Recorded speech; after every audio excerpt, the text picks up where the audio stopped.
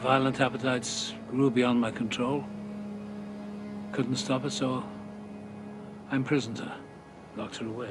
Welcome to Screen Crush, I'm Ryan Arey. You know, I've always wondered about that clip. Where was Hela imprisoned? I mean, this character is key to the history of Asgard and the MCU, and we still know almost nothing about her. Well, we've got a theory that Hela was actually part of the history of the Infinity Stones that ties into Vormir, Soul World, and Odin's lust for power. A long-running theory for many MCU fans is that Odin once sought after the Infinity Stones. He almost gathered them all, only to change his mind once he realized the destructive power of his conquest. Simply because my ambition outgrew his, he banished me. And to support this theory, we have his possession of the Tesseract, which may have been used to invent the Bifrost. There's also the Infinity Gauntlet that he keeps in his basement. Odin's treasures. Fake. And his knowledge of the Reality Stone. While the other relics often appear as stones, the ether is fluid and ever-changing. In fact, he knew enough to not want to keep the Reality Stone near the Tesseract. It is not wise to keep two Infinity Stones so close together. And Odin used to be a conqueror, subjugating the 9 realms with brute force, with Hela by his side. So it would make sense that he would have pursued the Infinity Stones. But something made him drop this quest and turn his heart toward peace. Many people think that Odin's quest stopped the moment he reached Vormir and learned about the price of the Soul Stone. You must lose that which you love. A soul for a soul. In Odin's case, he may have been asked to sacrifice Hela or his wife Frigga. This idea is key to our theory about where Hela was locked up and why it took so long for her to escape. And our theory also explains why she could only escape when Odin became one with the Force.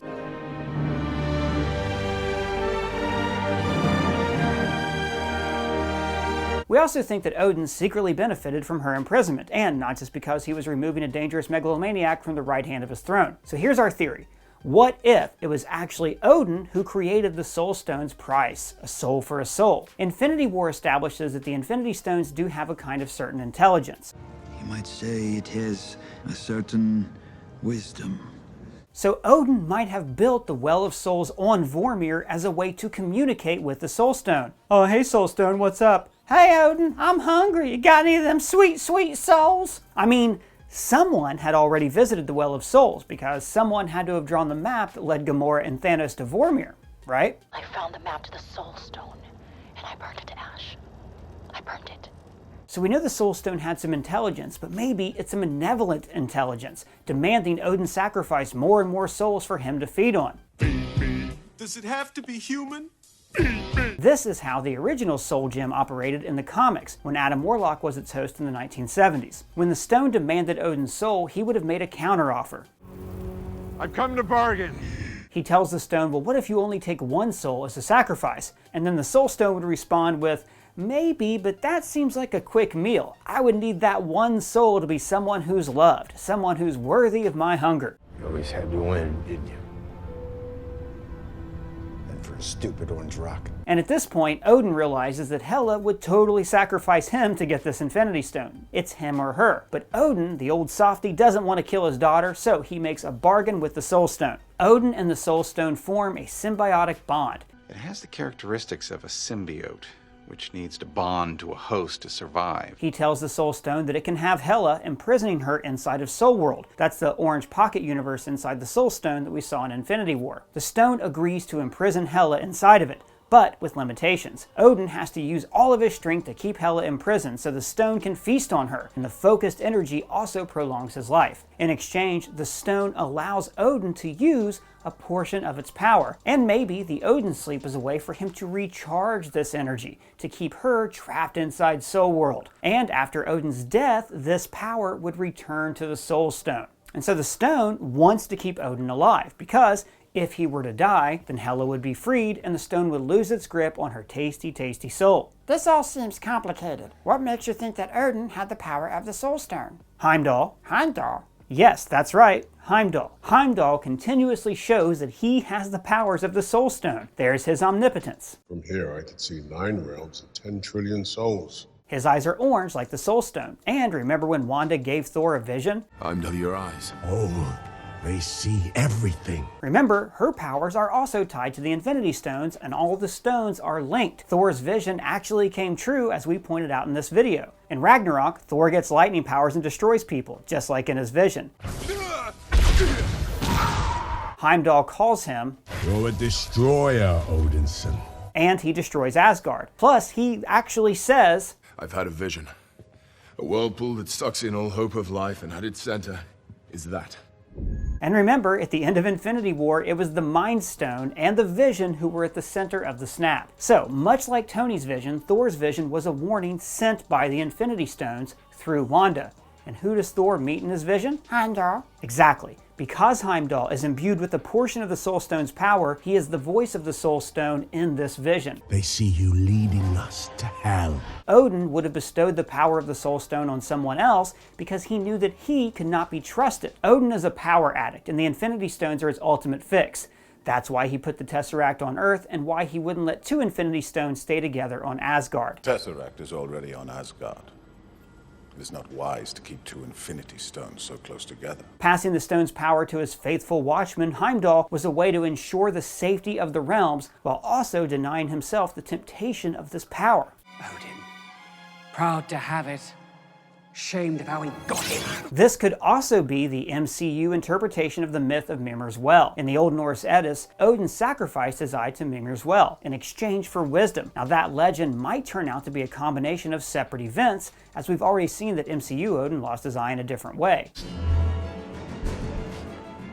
But if Odin went to Vormir and came back without his daughter, he likely gained wisdom at a terrible price. He couldn't bear to keep the reward for her imprisonment, and instead entrusted it to the most stoic and rational person he knows, Heimdall. Remember how I mentioned Heimdall's eyes? Well, if he got the power from the stone secondhand, it would make sense that his eyes would glow with that stone's energy. This is similar to how Carol Danvers' powers show the color of the Space Stone, even after the stone was destroyed. This would also explain why Heimdall retains the Soul Stone's power after Odin died.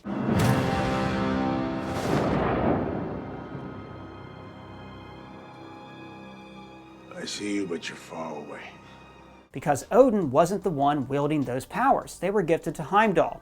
I mean, it's a loophole, but it works. He's out of line, but he's right. In fact, it's even possible that Heimdall is able to see more than just living souls. In Avengers Infinity War, right before he sends Hulk to Earth, Heimdall says a prayer to Odin and his forebears. Forefathers,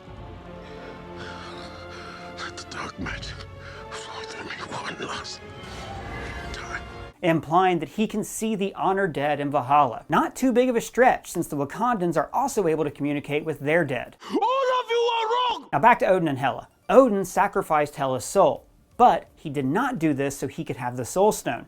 He did it to remove her from the playing board, so she wouldn't go on to conquer the whole universe. Our supremacy was unchallenged, yet Odin stopped at 9 realms. But it's also possible that Hela and Odin swapped places in Soul World. Maybe Odin even offered up his own soul as collateral, so when he dies, he is transformed into the energy of the Soul Stone. Notice his essence becomes orange, and in keeping with the bargain of a soul for a soul, this action frees Hela from her prison inside Soul World. And this also explains how Thor is able to talk with his dead dad.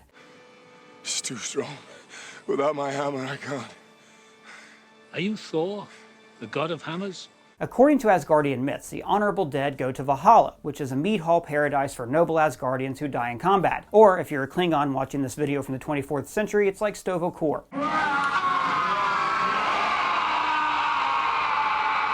Meanwhile, Asgardians who don't die in combat go to Hell, the realm of the dishonored dead. It could be that Hell is actually Soul World, where Hela is imprisoned. But even if that's not true, Hela's time in Soul World would have given her a unique connection to the Soul Stone, and enough life force to survive the ending of Ragnarok. That's right, I don't think she's dead.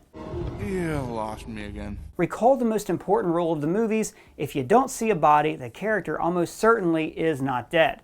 Note, though, that seeing the body only means the character is mostly dead, because even dead comic characters always get better. About damn time. The last time we see Hela, she's fighting Surtur, a fire demon, and then we see Asgard destroyed in a massive explosion. Those foundations are gone, sorry. But shortly before that, when Loki resurrects Surtur, we see the cask of Ancient Winters from the first Thor movie. Maybe that second explosion wasn't caused by Surtur. It's actually a massive blast of Ancient Winter ice magic that Hela used to defeat the fire god. We know from Infinity War that Thor was capable of surviving in the cold of space for a limited time. Wipers! Wipers! Get it off! We also know that Hela is much stronger than Thor. Even at the beginning of Ragnarok, she's strong enough to break Mjolnir, and her power only grows. It makes sense that she could survive in space longer than her little brother. And maybe she could even find another world to go to by using the cask as a propulsion device, like Wally.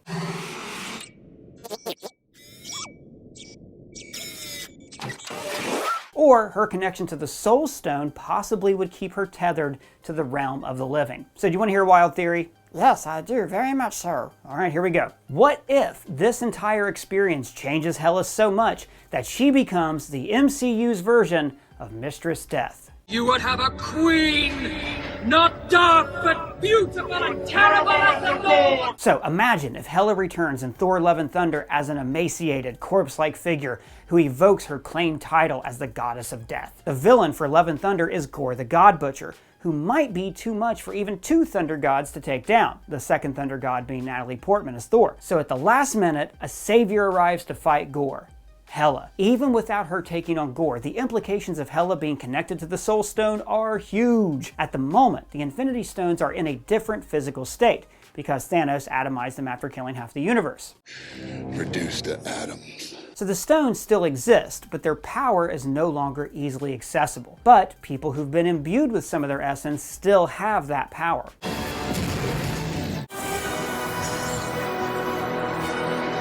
There's also an implication that Soul World is still intact even though the Soul Stone was destroyed. There was a deleted scene where Morgan Stark was going to meet Tony in Soul World. And at Tony's funeral, Wanda implies that both Natasha and/or Gamora and Vision are aware of their victory. She knows. They both do.